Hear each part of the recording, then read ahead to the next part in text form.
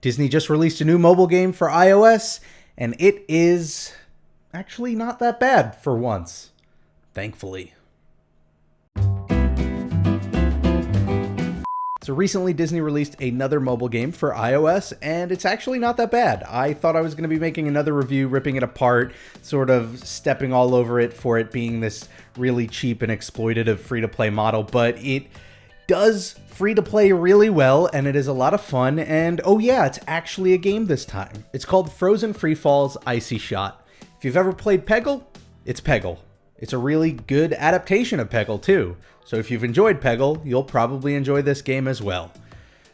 End of review if you've played Peggle. If you've never played Peggle, it's a pretty simple game. You get this game board and it is populated full of icy squares and circles. And the idea is you get a certain number of snowballs in this case, and you have to fire them at these squares and circles to break them. And the idea is a certain number of those on each board are going to be a different color, and you need to get all of those different colored blocks before you run out of balls. It's a lot of fun. It's a great mix of strategy and chance because on one hand, you do have to focus on where you're aiming the balls when you fire them, and you're sort of playing almost like billiards. It's a big game of angles, but at the same time, there's a lot of chances to where it's going to bounce off of and, you know, end up. So it's a simple game and it's a lot of fun. And regardless of whether you want to argue the merits of Disney ripping off Peggle, what matters is it rips off Peggle pretty well. For a free-to-play game, I have to say it doesn't fall into the traps that the other Disney free-to-play games fall into, which is you don't really have to worry about paying money in this game. It doesn't try and force it down your throat. In fact, I tried really hard to get it to prompt me to spend money, and I had to get about 20 to 25 levels into the game before it would do so.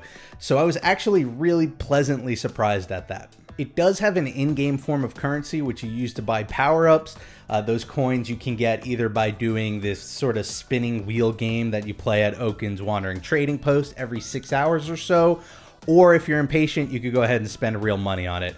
What's really great about the game is that at no point, at least within the first 30 levels or so, I ever felt the need to buy any of those power-ups. They would be nice to have if I wanted to make a level easier, but I didn't need them that often, at least not often enough that I feel like I'd be pressured to buy coins. It does have this very common free-to-play mechanic where you have a limited number of lives, and once you run out, you have to wait for that life counter to refill before you can play again.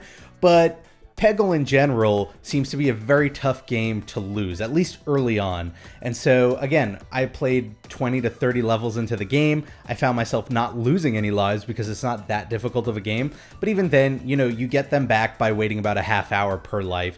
So it's one of those games where, you know, if you play casually, it's not really going to factor into it. It's sort of like Disney Emoji Blitz where, you know, if you are going to play obsessively, yeah, you're going to want to go through the hoops that'll get you more lives. But otherwise, you could just turn off the app, wait a little while, and then come back and play it later.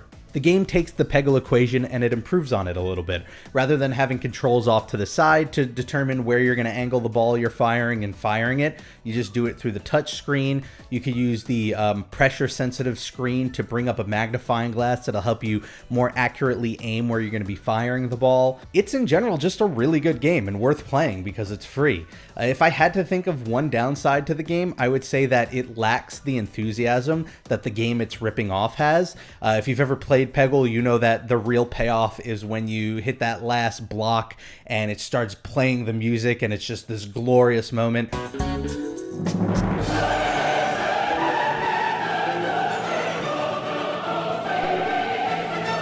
You don't sort of get that in this game. In fact, what you do get is this really light orchestral version of Let It Go, and then you get Anna and Elsa golf clapping.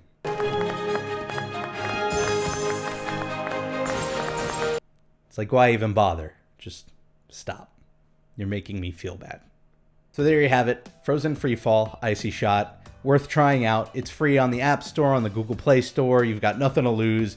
It doesn't push those microtransactions that hard. You don't need those microtransactions for the game to be enjoyable. So it's worth playing. Although, if you enjoy it and you want more, I also highly suggest Peggle, which is the original form of this game and sort of has a lot more character to it. I want to thank you all for watching. If you want to see more videos just like this, all you have to do is hit that subscribe button. I do 3 Disney videos a week. Let me know what you think of the game. Do you like it? Do you hate it? Better than Peggle? Not as good as Peggle? Let me know in the comments below, or you can let me know on Twitter. I'm at RobPlays. I want to thank you all for watching. Have a great week, and I'll see you for the next Disney game review. Bye, everybody. So Disney just last week released a new free-to-play mobile game called Disney Enchanted Tales, and it is essentially Disney Magic Kingdoms. It is the same game. They took Magic Kingdoms, they carbon copied it, they gave it a new overlay, and they put it out there as a game.